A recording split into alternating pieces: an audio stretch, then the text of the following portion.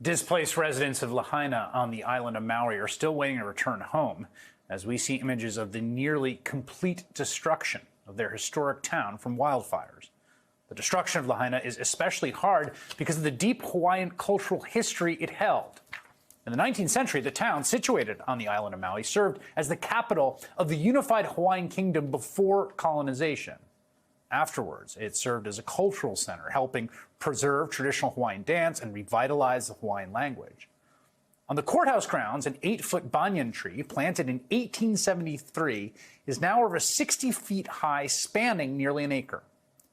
Today, the entire town is burned to the ground. At least 67 people are confirmed dead, though officials say they do not know how many people may have died in and around Lahaina or how many people may still be missing.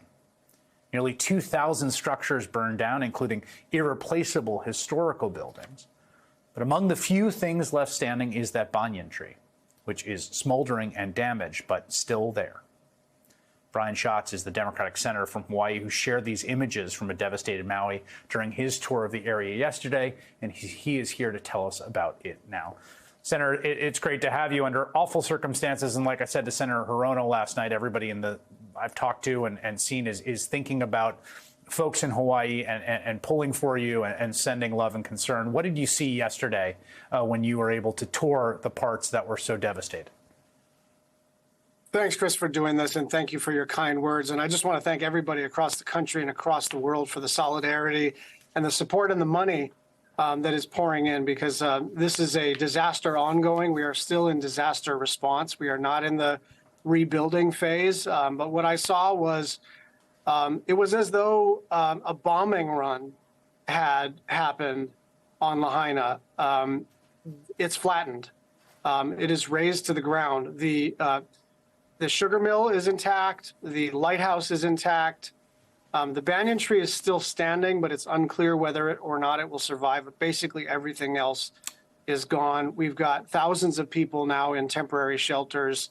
We're trying to restore power and telecommunications, but this is every bit as bad as the pictures. We walked down Front Street, and it is a smoldering, toxic mess where it used to be this vibrant town of Native Hawaiians and Filipinos and Portuguese and Caucasians and tourists from all over the planet, and people surfing and fishing and watching the whales and having a beer and dancing hula.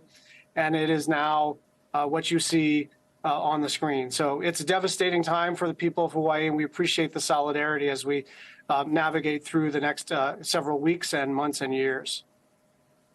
So the next steps now, my understanding, and correct me if I'm wrong, the fire itself is largely contained and not currently threatening folks.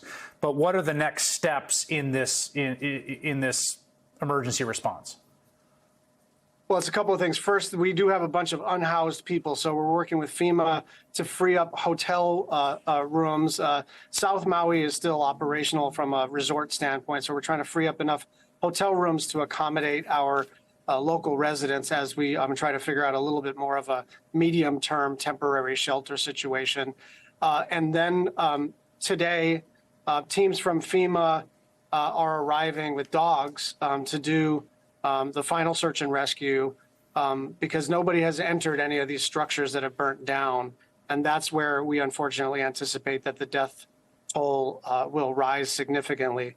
Simultaneous to that, we've reopened the road to West Maui. West Maui is a pretty big place, not just Lahaina Town. Lahaina Town is not accessible. It's not safe to be there. But the rest of West Maui was cut off from vehicular access, so people were starting to run out of stuff. Toilet paper, water, gasoline, food, clothing, everything. So that's been reopened, and will kind of alleviate a little bit of the challenge. And then over the next several weeks and months, it's going to be a big job of debris removal. It is not safe to go into Lahaina. It is not safe to rebuild in Lahaina. It's not even safe to remove stuff. So FEMA, the Department of Defense, Secretary Austin called me this morning to express not just his solidarity, but his willingness to deploy resources to the island of Maui to help with debris removal. We're going to need EPA in there to make sure that the toxicity is handled. But the next step is debris removal. And we've gotten pledges on a bipartisan basis from high-ranking officials in the legislative branch to support the funding necessary in a supplemental appropriations bill to allow Maui to rebuild, Lahaina to rebuild. You represent one of the most distinct special places on Earth, and also one of the places on Earth probably most exposed to climate risk for a bunch of reasons. This fire is the product of a lot of different confluence of things, from invasive species to drought and other things. But you've been an outspoken climate hawk on this issue, and how are you feeling about where we sit right now, having just looked at this destruction yesterday? My old friend Neil Abercrombie, who was governor and I was lieutenant governor, he said, there's only one thing worse than being wrong in politics, and that's being right. And people will never forgive you for being right. And I sort of feel like right now what we are seeing is the climate crisis in three dimensions. It is no longer a political question. It is no longer a polarizing question. It's just what's happening to the people on the island of Maui. And we're seeing that increasingly in Colorado and Arizona and Washington State and Oregon and California. This is our new reality. So we've got to do two things. First, we've got to understand that reality requires that we manage our forests differently, that we manage our resources differently, and that we are prepared for an increasing frequency and severity of severe weather events. And secondly, although we took a big action on climate, the biggest action in the history of humankind last year, it's not enough. And we need to keep our pedal to the metal in terms of whatever we do next has to continue to lead to address the climate crisis. But that's not going to deal with wildfires next summer. That's not going to deal with droughts and floods next summer. And so we've also got to beef up our emergency management and disaster recovery. Senator Brian Schatz on the Hawaiian Islands, thank you so much for your time tonight. Thank you, Chris.